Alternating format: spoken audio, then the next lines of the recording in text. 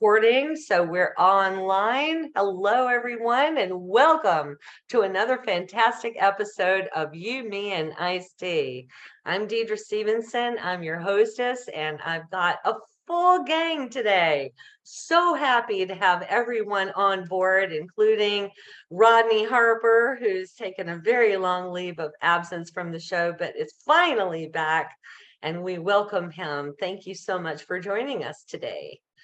And there's Richard D. and Lene Pieters and the infamous Mr. B, who's the producer of the show. And this whole show is under the umbrella of Free Talk with Mr. B. So that's what you look up when you look up the podcast on all your podcast platforms, as well as your YouTube platform. So it just depends on if you want to hear us just talking or if you'd like to see our faces interacting with each other. You've got two ways to enjoy this show. And I really hope you pick your poison and go with us either way, because we have some interesting topics always to talk to you about, especially if you're interested in books and producing books, reading books, the whole world of books.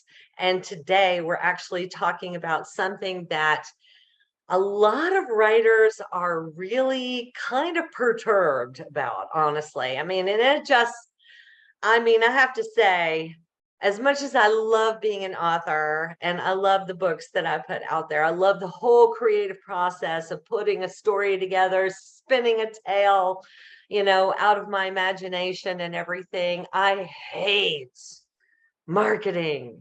I hate it. Literally hate with a capital H. So, but here's the thing, it's a necessary evil. Otherwise, nobody's going to buy a single book that you ever write. So, and we have so much competition out there. It is insane how much content is out in the world. Book writers, we have podcast producers. I mean, even this podcast is up against massive amounts of competition. I mean, if your content gets seen, heard, or read in any way, you're actually doing really well in a world that's filled with content like this. So how do you make the difference, in creating fantastic original content in terms of books, or any sort of, podcasts, screenplays, whatever the you're doing, and how do you get it out there so that somebody can know about it? There's marketing before the fact, that is before you actually get your product out there, to prepare people that it's coming, like get the excitement rolling. And then there's post marketing. I mean, after the launch has happened, after the big reveal has happened and everything, hopefully it goes well and you get like a lot of sales from that. But then there's marketing that you have to keep it up, after that. So how do you navigate such a thing, especially if marketing just is not in your nature and you kind of hate having to do it? So that's the big question. All of us have talked about this even before the show, and I have to tell you, we're all a little perturbed about this subject, but we're going to give you what we've got. All right. So let's just roll with it. Anybody want to get the ball rolling on this discussion? Don't make me have to call on somebody. Okay, I'll go first. Okay, there you go.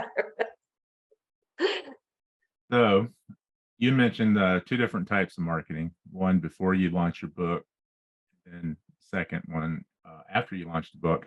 Well, really, it goes a step further than that. A lot of times, if you're a first-time author and you've never published anything on your own, you don't really have anything to start marketing before your book is out there. And my advice, and this is not just for independent authors, but even game developers, which I have the most familiarity with. If you have a brand new product and you want it to have a solid launch and start selling copies right out of the box, there is a little bit of prep work you need to do ahead of time.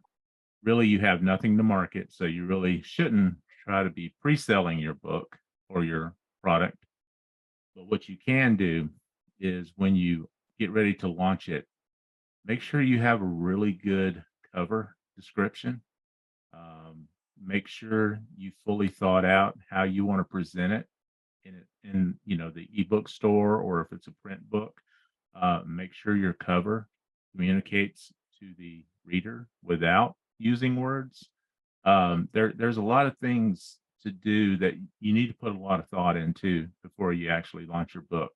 I mean, you've spent a lot of time and effort writing a story. You've probably hired an editor, so you've already spent money to get this Mhm. thing done. You want it to be successful. Now, a lot of platforms like Drafted Digital and Amazon and places like that, um, they have built-in algorithms that will do a little promotion for your book, but don't count on it as making you a bestseller overnight. Um, Marketing is hard, and Right. it's not just the pre-marketing; it's the maintenance that you have to do once you start marketing. You can spend a whole lot of money marketing and not get any return. It's very easy to do. But if you Yes. do want to spend money marketing, make sure you establish goals. Uh, you want to have X amount of return for each dollar you spend. Um, Of course. there are ways and KPIs that you can check to see how you're performing. If you're spending $1 uh, per ad or per impression for like a Facebook ad, you want to make sure that more than half of them are returning with a conversion. Someone's buying your book. Yes. Not, then maybe you need to do other things on that platform to build up your Mhm. reputation. Facebook is probably one of the better places for new Do you authors to recommend get established. Facebook as a marketing platform? Well, that goes into my next point is you want to build community around your stories, your Mm. brand, you as an author. Are you So, guys, am I hearing you right? Is your volume up? Are you guys hearing Your voice is Rodney's? fading out every few words, Rodney. Right, right. Sorry, yeah, I just want to be sure we're not missing any of this because this is like golden information. We definitely don't want it to slip by. okay, well, I mean, So, it could be my microphone as well. But so what would you say, what were you saying about Facebook? Facebook is a really good platform that Hey, you can build community and you can advertise your book at the same time. Um, you really want to establish community as a first-time author, and then you right, can utilize that community for future releases. You can use them to right, build hype, build word of mouth, be beta readers, leverage right. reviews, things like that from them. But you want to build a strong following. And Facebook is one of the best places to do it right now for authors. I mean, there's other platforms like TikTok and um, other, Mhm. you know, TikTok trendy is things. really taking off, I think, as well as a social media platform for Right. building a book following. But you want to look at, things like how much disposable income does a typical TikTok user have versus Facebook? Facebook trends more towards the more mature crowd these days. Read that as older people, whereas TikTok is for the young, cool kids. But the older people are where you're going to get most of your conversions initially, unless you're writing specifically for that community on TikTok. Um, but social media is where you build community nowadays. It used to be that you would get a mailing list built around your website, and then you would have a community that you would communicate with on a mailing list. Not Right. as Mailing effective. lists are kind of outdone now. I don't think that they're as effective as they used to No, be. Everybody said that before, but now, I mean, really, if you're looking at your inbox now, how many useless emails do you get? From people trying to market things to you. And if you're like me, which I would guess that a lot of people probably are, they're probably just ignoring maybe 98% of the well, emails that are in your inbox it and has just a throwing them stigma. away without reading them at all. It definitely has a stigma built around it now, and a Yeah. lot of authors abused their mailing lists, which Yeah. kind of killed it as an effective tool. Yeah, it's it's kind of still gone now, I it's still think. a valid part of your author platform that you want to build. And Mhm. that platform is really just building your brand, building your community, uh, building a website that you can attract people to. Right. Websites Nowadays, are very important. I absolutely agree. but nowadays it has to be a mobile website because that's where you're going to get the most traffic. But also, in Mhm. addition to websites, YouTube channels. I mean, I know authors that are Twitch streamers. They'll sit there and stream them actually writing and editing, and they'll have followers sitting there watching them write. Uh, they're actually generating passive income at the same time because Twitch pays you to stream. Right. So, I mean, there's lots of ways to self market yourself, but the main thing to Mhm. realize is you got to build community, establish your brand, and then maintain it. And it's a lot of work. It's a lot of work. It's an ongoing struggle. And sometimes the thing is that can even cut into your writing time. Yeah. That's what gets to me sometimes, as much as I realize the need for doing all this, I really feel resentful that it cuts into time that I would rather be writing something new, rather than engaging in all this drivel. I think of it as drivel, but it's just, I know it's necessary. It's like a necessary evil. That's what but you're right.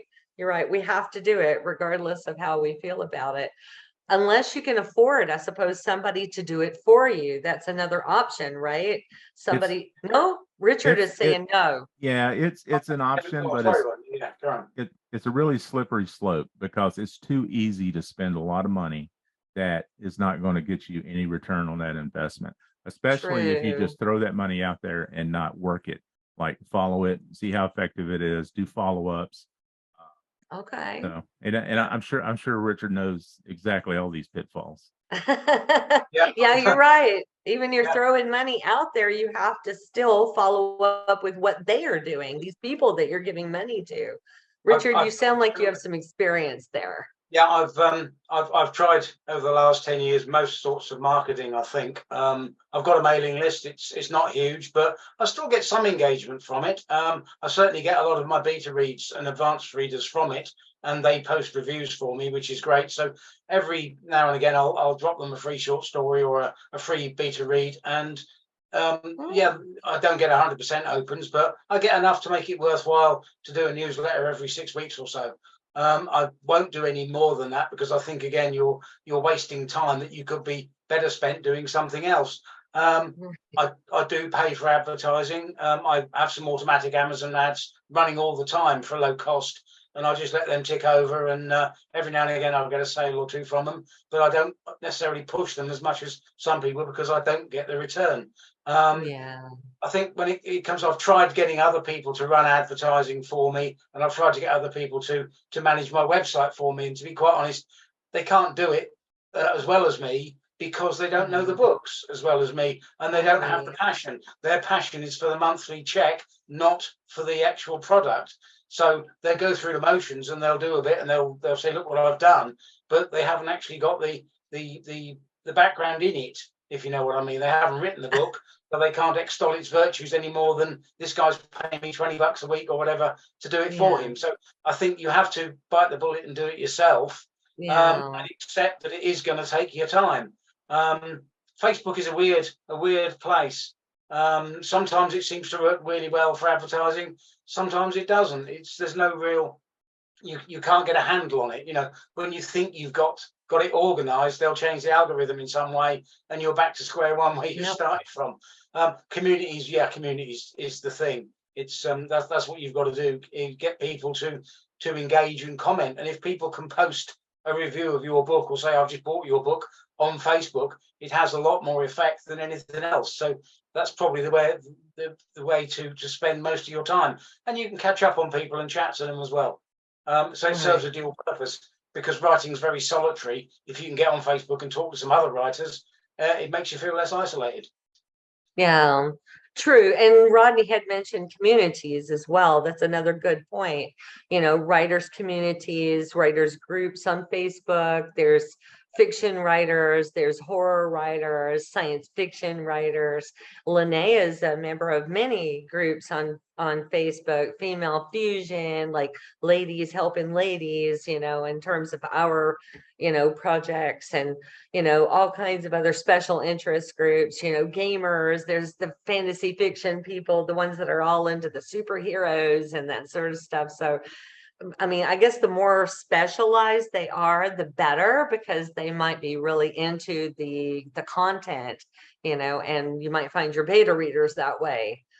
Yeah. Is that like a correct statement, would you think, Richard? Oh, yeah, very much. I'm in a few, like my steampunk writing. There's a few steampunk groups, and Good they're an example. ideal place because, in a way, you're preaching to the converted. They love steampunk, and you're writing it. So why shouldn't you be there? It's the place you should be. Yeah, you're with your tribe. Yeah, That's the right. Yeah, steampunk tribe, right? That's what the community thing is all about. I find it slightly more difficult because I write in so many different genres that I have to spread myself a bit thinner. Same. To try and cut, to try and cover everyone. But the principle's the same. You just have to work out what your time's worth and how much of it you're prepared to sacrifice for that thing. True. Hey, Lene, you've been awfully quiet during this time, so I'm afraid I'm going to have to call on you. Well, I've just been thinking about a couple of the local groups we have in Dubai, where the group owners are extremely mercenary and greedy and will not support independent authors unless you actually pay the group owners. Even though it's a free community, they only allow their friends to post. They're elitist, exclusionary, and frankly, it's distasteful to have to deal with people like that. They want people to offer free stuff to them, and it's very parasitic, to be quite honest. So I tend not to want to help those kinds of people. So perhaps it's time for us to start a proper new UAE-based group on actually being kind and being nice, because it's way overdue. But the fact is that we as independent authors and artists do not have the money to go and drop 2,000 dirhams to someone who just wants to sit back and leech off of other people's hard work, right. Which is quite illegal, by the way. Mm-hmm. And it's not building a sense of community upliftment. So community is community, but people in communities tend to get upset with authors, or they dig into an author's past and then they diss all of their books and say don't read their books, and the debates can get quite ugly and can ruin reputations. But just a community of supportive, being nice, that would be a wonderful thing. I mean, admins do have a lot of work to do sometimes to police something like that, but in that sense, helping other writers out of the kindness of your heart, for example, you should not have to pay to advertise your services like that, because no one else has money either. And the barter system works really well. But I found that a lot of the groups, especially the overseas groups, tend to be much more supportive. So there's a women's writers group where women who are writers and editors, published many books, or just new writers or aspiring writers, they post comments. They have a First Line Friday where you can put your opening lines, get some critiques and stuff. And it is such a lovely environment that it's good to find a tribe to support you as a writer in the first place, and then branch out to the public. But as Rodney said, TikTok's for the young people. Actually, it's not. Don't diss us Gen Xers. We're taking that space over. And it's quite interesting to see how the BookTok community is inspiring so many thousands of new accounts, young and old, where people have a space to do their personal book reviews and talk about authors. And then we all connect and get more followers, and that boosts the algorithm as well. There's no money changing hands. So it's a beautiful space to find people who like the same kinds of books you do, especially if you like to read books that are in your own genre. You are in that space, you become familiar as a reader and a reviewer. And then when you say, I've written something as well, that's another way of getting free exposure, because you've established trust. I think trust is the most important thing that you can't buy, but it's an important part of marketing. Just one last quick point. Please do not swamp your email subscribers. I subscribed to one author, and within 2 days, I had 6 emails trying to sell me her courses. I blocked her immediately. It was Oh. atrocious. Oh She was God. spamming me within half an hour of signing up. I just received automated emails of special offers. No, thank you. That put me No. off, completely put me off. So, Exactly. dish it Yes. out little bit by little bit as well. It takes time for people to get familiar. And then, build it up from there, I think. And it comes Right. with the territory, no doubt. Because What's that, Mr. B? I'm saying it comes with the territory, no doubt, because as much as you try to market to someone should be trying to market to you. And so it's fair game, fair game. But some of the points Rodney made was quite clear, and it's in communication and in alignment with some of the points made all together here. And I was showing one of my flyers I had made in Dubai, because people want to know, what are you selling, where they can find it, and constantly a QR code will remind us how to get there. Same thing for my book, and when I go to your store, I want to know what are you selling, what do you have, what are you offering, and how can I get there? Always, how can I get there? How can I get there? QR code. I'm trying to sell my book. This is my name. This is what's going on. So marketing is just that. You want, like he was saying, you build your community. You want them to know who you are, what you're selling, stay consistent, stay branded. You'll see Free Talk with Mr. B. You can see a lot of what I do. And I have my book and a QR code. My QR code is in every book printed. Every single book, so someone could go to my page, to my website, to contact me, and they may see how to get, your landing page should get them wherever they want to go, because we don't have time in this era. So yes, build your community, go to Facebook, but what are you selling? What's in your store? Right. Dedra has a lot of books, Richard has a lot of books. We do a lot of things. I have the one book, but my podcast, I have over 150 episodes of podcasts. How do you get there? You can get there, and all of my podcasts are on my webpage too. So marketing is results oriented to get you where you want to go, and to tell people. We used to see the old commercials. You could mix them, mice them, slice them, dice them, but call 1-800 blah blah blah blah blah, and they will tell you all of the numbers over and over again, repetitive. Right. Yeah. So as we build a community, and in my community, I share what people have because I want them to share what I have. And in TikTok, for example, they're there, but they want you to feed them. And you need to feed them regularly. Once a week, you need to put something that gets their eye attention. And that's what marketing always are. The car dealers have the blow up things always waving, right? Yeah. So we have to put a good reel or a good picture and with some good music to let them say, hey, we're here, And Richard, your covers are amazing, but your covers could also sing and dance, Yeah. And automatically for us. That's how we will use the AI, right, Lene? We will use the AI to make our material motivate someone to take a look. And so marketing is that, take a look and see if you like what I have. Right. And Richard said something that really made me laugh. Actually, as a mom, I always said that, there's nothing wrong with leaving your children with a babysitter once in a while, so you can take a break. But you can't expect the babysitter to raise your kids, they're just going to keep them alive until you come home. They're not going to teach them anything. They're not going to spend any quality time with them. It's the same with somebody doing your advertising for you, I think. They're just going to keep it alive until you come back. It's not really there. So why should you care that much? When you get on with your facial expressions, Dedra, and you said, I want you to take a look at Desert Magnolia. When I was writing this, it was wild. People pay attention to that because your passion is there. Because my emotion is in it. Exactly. It's my book, baby. This is something I put my heart, my emotions in it. Exactly. Another person won't do that. I bet if Rodney was allowed to advertise or market the video games, you'd probably be like giving them one little secret of what's underneath that rock. And they're going to come to you looking for another secret because he teased them. And marketing is that, can you tease us a one-liner in your book, Richard? Maybe the key to making someone say, what in the world was he talking about? and they want to read the Right. whole book to find out. So Right. Yeah, Right. one thing True. that I wanted to chime in on, and it's kind of one of the pitfalls of your community. Too many times have I seen authors, basically try to let the community run on its own after football.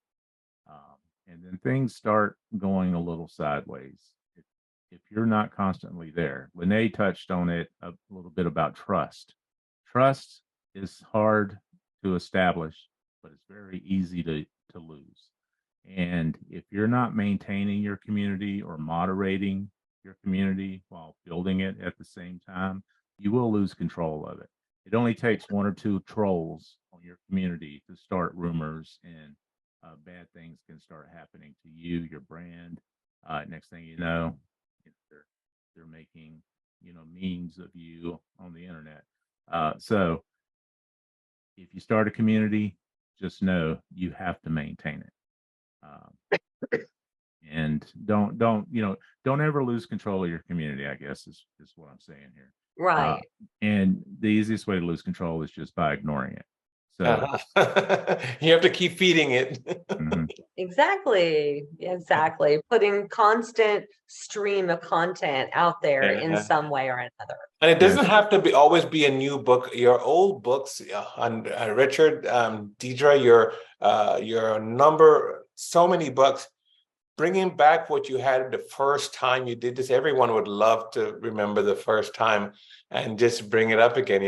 Gosh, if we were looking at Bonanza, the TV show, or Lawn Ranger, if somebody was bringing out those TV shows, of course, we'd love to watch them again because those were nice TV shows, right? But today, even if you look at it, you'll say, why does it look so weird? Because our new AI type TV shows are dynamic and eccentric. But just warms our heart to hear the sound and the intro and the jingle and stay consistent. Like me, I have a consistent jingle in the beginning of a podcast because everyone will know that's a Mr. B podcast. And everywhere I go, everyone I talk to, oh, you have a phone? Let me see your phone. Could you just Google it real quick? I will tell them. And I have on my phones, I have QR scan codes for my contact as Free Talk with Mr. B, different from my oil industry contact. So and all of these things are different. I want to throw something in the mix here. Is physical media marketing dead? Because we've gone so far digital that people who make a bit of effort to provide printed marketing stuff like bookmarks with quotes from your characters on and adverts for books and stories, pictures of cover art characters, are they actually going to become more eye-catching and more sensory involving people who see them, because now you're standing out from all the purely digital folks? And that's something I noticed at GITEX this week. I had quite a few people ask me if I had a business card, and I physically have business cards, and I gave them to them, and they actually looked, scanned, and put them away. So my physically touched card left a better impression than the other 50 people before them who just said, oh, scan me and pop me in your phone as a contact. So that's a sneaky trick that we might be able to use again now, because so many of the younger generation have no bookmarks when they're out carrying their physical hard copies, because a lot of people collect beautiful books now. It's becoming fashionable again to have books with painted foredges and limited edition covers, even books with pure black pages with white lettering. And bookmarks should be making a comeback, especially as a marketing tool, I think. And all I encourage you to do is to put at least something electronic on the bookmark, so that people who want to go electronic can quickly get there with a QR code. And this particular one, for example, has, I think, Rodney, you mentioned analytics associated with it. You can get those with analytics that tells you who's actually scanning, looking, where they are, what country, how many times, and so on. That's clever. Yeah. Which sites could you recommend, Mr. B? Could you perhaps put some links on the video so we can go check them out later? I can remember that what I did. That could be very helpful. That's yeah, very I'm not a clever. pro at it, but Yes. when you're looking for barcode scan, there's a lot of freebies. But if you paid a little bit, you can get it's a pay for service that gives you a better QR code scanner that gives you information, feedback, and so on. If you want that, if somebody wants that. So from a marketing perspective, I think we're giving out, like Rodney said, from community to electronics to managing AI with it to what Richard has about always putting up where's Lizzie. Your marketing, I like that. Coming soon. I'm still going to write it, but it's coming soon. And yeah, and if I did a reel in TikTok, I can get the question mark keep popping out of his hand, and they will wonder, whoa, what's that? Well, That's an a idea. good idea. You Yeah. should use that, Richard. Well, it's just I'll animation. investigate that. Yeah, people like to see things happening. The one I didn't know all my suit colors were going to change and start flashing. And then there's another one that shows a robot below me. So it's saying that like people will take a time and look, and I get a lot of views off of these silly little animations of something I had even years ago. Yeah, you get a Right. lot of mileage out of gimmicks. Uh-huh. I mean, people love gimmicks. It works selling cars, so it must work selling books. Yeah, exactly. Just a question for Rodney and Mr. B about QR codes. I mean, we've seen a lot of digital tech that becomes obsolete within 3 to 4 years when the companies just stop supporting it. So is there a foolproof way for us to use QR codes and at least get a couple of years of value out of them before we have to redo everything? Yeah, it's do them yourself. If a lot of, what Mr. B is talking about, there are several turnkey solutions to where you can sign a subscription to have a QR code generated for you, but also you can create them yourself.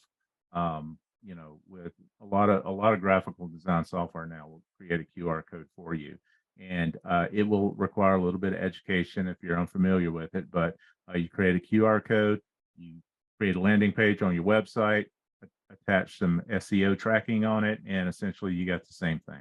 But you had to do that yourself, but you control it. You never know when these QR code companies are going to go out of business, and then you lose all that data. Whereas you have a better chance of maintaining it. As long as it goes to a landing page too, because the whole idea is directions. Where do I go from here? Where can I buy? How can I get into Amazon quickly?